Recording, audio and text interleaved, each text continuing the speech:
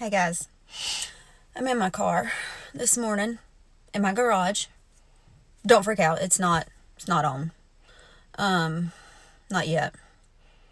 But this morning this was the only place I could escape to in silence.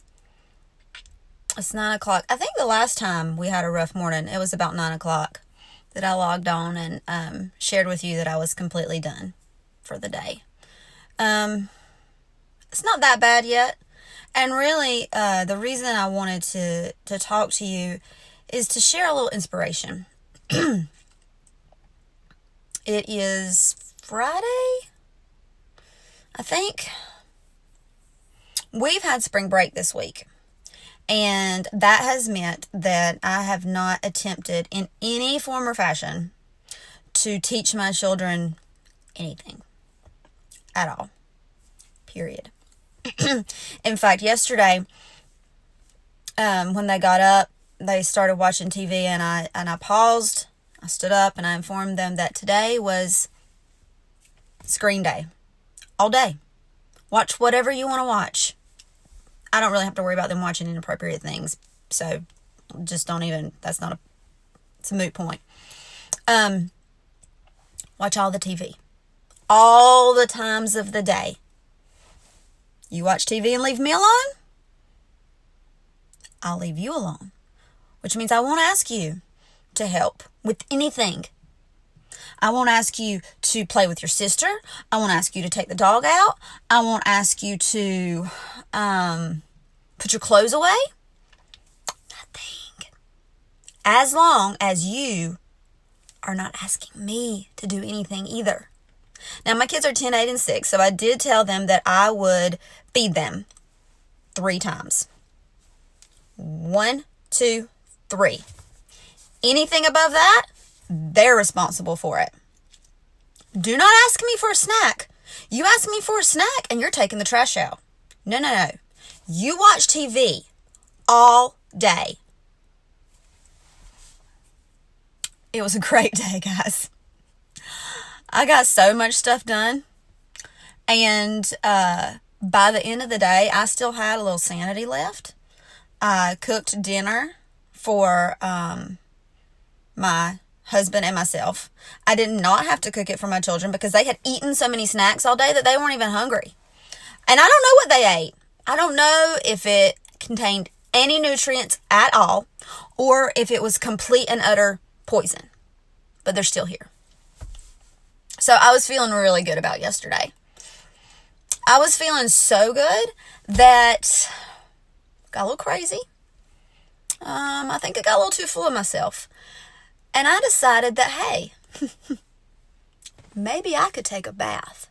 Now, not like a bubble bath with wine, Netflix, and all that jazz. Just a soak my muscles because I actually got to run yesterday bath. And if I don't, then I will not be able to move today. Or I didn't think I'd be able to move today. Run the water. Get in. Let everybody know that's where I am and that, yes, they can get me in case of an emergency, but please don't. It's still a TV day. So I'm in there, and I just turned the water off. And I'm sitting in my Epsom salts, and I'm thinking, I'm doing this again. Maybe we can't do it every day, but we can at least do it 3 out of 7. So I'm sitting there, and 10 seconds in, maybe 10 seconds in, and I hear screaming.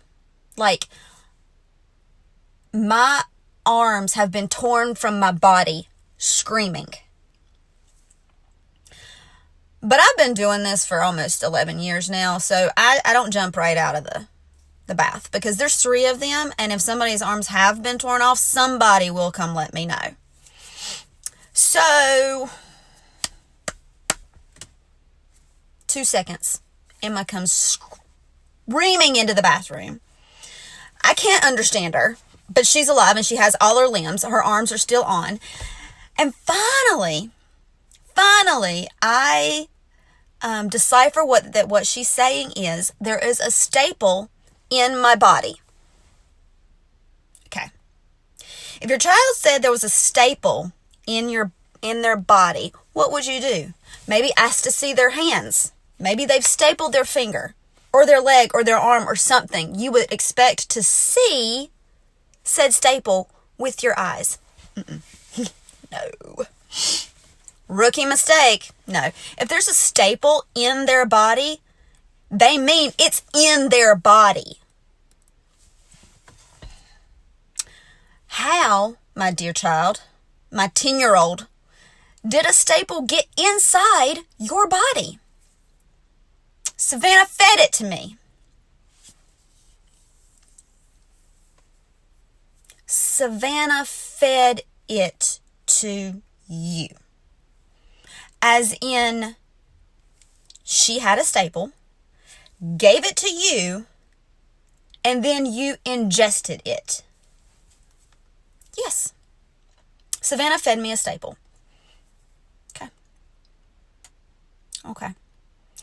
Now, remind yourselves that I am still sitting in the bath at this point, and I am not in a big, luxurious bath. I'm in like a tiny little bath, half filled with water, just trying to soak my muscles. So I'm completely naked. And she has come running in. Then the middle one comes running in because, bless her heart, she stuck to the plan and just watched TV all day. But curiosity got the best of her, and in she came. What happened? What happened? What happened? Get out! The last thing I need is another one of you in here. So now, I'm still sitting in my bath and have not determined that this is a situation I need to get out for yet.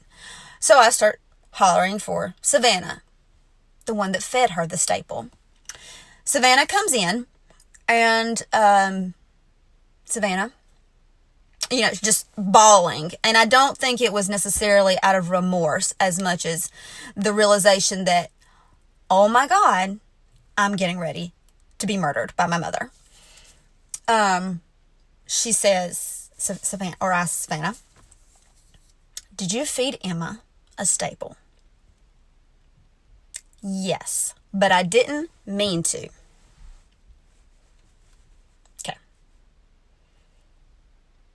Yes, I fed her a staple, but I didn't mean to. We need to discuss what mean to means. Eventually, between the two of them, I got the whole story. See, my oldest child and all my children really have been going through a prank phase. Pranks.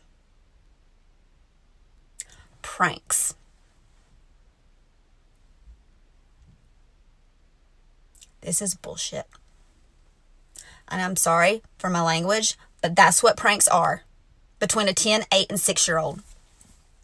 So Savannah has taken a staple, stuck it in pizza crust, and then offered her sister a bite of her pizza crust.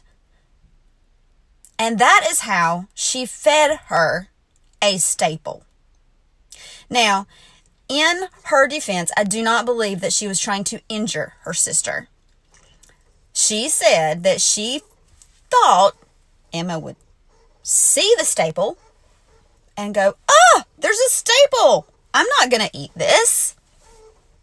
But being a 6-year-old, she did not think through the fact that her sister is not that observant and is just going to eat all the pizza.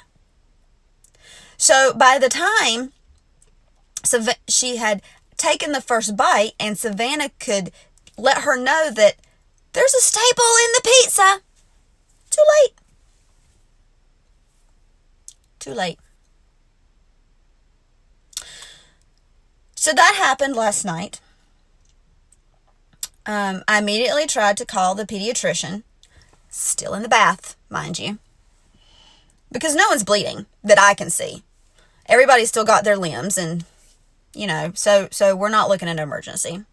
Of course, it's like 10 till 5, so nobody answers. Thankfully, I have a good friend who is a nurse practitioner, and after consulting Google and her, it was determined that this too would probably pass.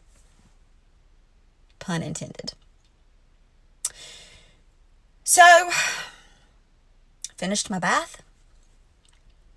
I toweled off and got some clothes on, fed my daughter some popcorn, and kept right on going. Because that's what you do in these situations.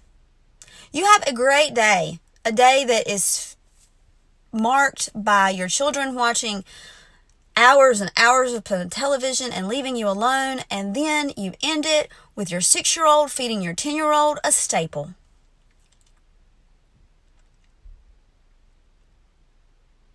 It was a good day though, guys. It was a good day. I'm telling you the story, one, because I think it's sort of hilarious, and two, because